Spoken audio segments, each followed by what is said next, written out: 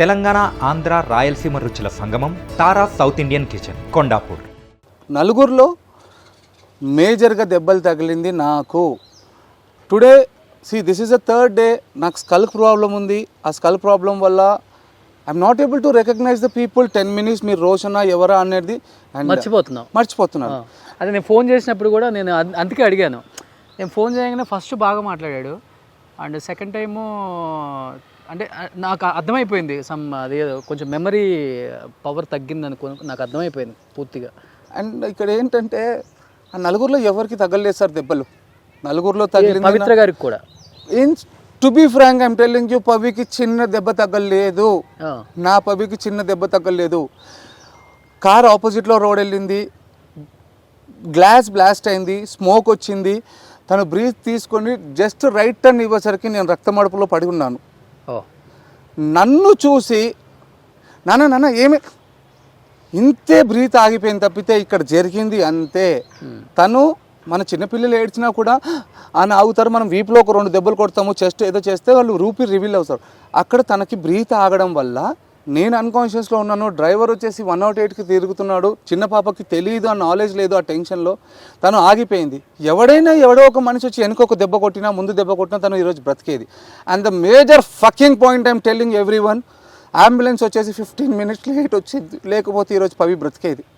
అందరికీ నేను అదే చెప్తున్నాను, అన్ని న్యూస్లో అదే చెప్తున్నాను, బట్ రాయట్లేరు. ఈరోజు అంబులెన్స్ ఆన్ టైం వచ్చి ఉంటే నా పవి బ్రతికేది. తర్వాత ఆఫ్టర్ దట్ అందరూ అనేది ఏంటంటే మీరు అన్కాన్షియస్లో ఉన్నారు, హాస్పిటల్కి వెళ్ళేసరికి 1 అయింది, 1:10 అయింది అన్నారు.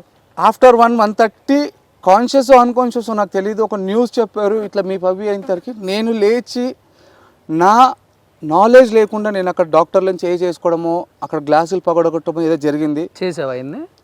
చేశాను అంటున్నారు, నేను చేశానని నా నాలెడ్జ్లో లేదు. చేశాను. అండ్ వాళ్ళు ఏంటంటే వీళ్ళకి షాక్ ట్రీట్మెంట్ ఇవ్వాలి, 1 day మెంటల్ హాస్పిటల్లో పెట్టాలి అని అన్నారు. అదే గ్యాప్లో అభిమానులే కావచ్చు ఎవరో ఏదో వచ్చి అన్నారంటే వద్దొద్దు మేము మెడిటేషన్ చేసి మార్చుకుంటాము, షాకులు ఇస్తే వేరే పరంగా వాడుతుంది అంతే. ఆ గ్యాప్లో ఇంజెక్షన్ ఇచ్చి పడుకోపెట్టారు. మార్నింగ్ 4 o'clock నాకు న్యూస్ తెలిసింది. 4 o'clock లేచేసరికి న్యూస్ చెప్పారు. న్యూస్తో మళ్ళీ నేను ఎలా రియాక్ట్ అవుతానో అనేసరికి నా ఆర్టిస్టులు, ప్రొడక్షన్ హౌస్ అందరూ రౌండప్ చేసి, and thanks to Zee Telugu team, వాళ్ళు కూడా చాలా హెల్ప్ చేసి అందరు నన్ను ఓపికతో నన్ను ఒక డైవర్ట్ చేసి తర్వాత పవి దగ్గర తీసుకెళ్ళారు. పవి దగ్గర తీసుకెళ్ళి నేను పవి పైన తన మీద పడి ఏడ్చిన రక్తం, నా రక్తము తన ఫేస్ పైన ఉంది తప్పితే వేరే ఏమీ దెబ్బలు లేవు. అస్సలు బ్లడ్ అస్సలు రాలేదు తనకి.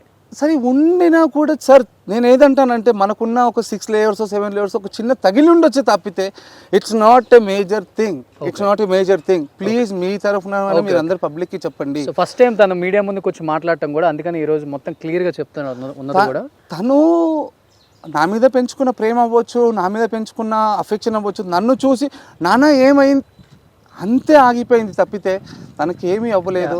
సుమన్ టీవీలో మీ పర్సనల్ అండ్ బిజినెస్ ప్రమోషన్స్ కోసం కింది నెంబర్కి కాంటాక్ట్ చేయండి.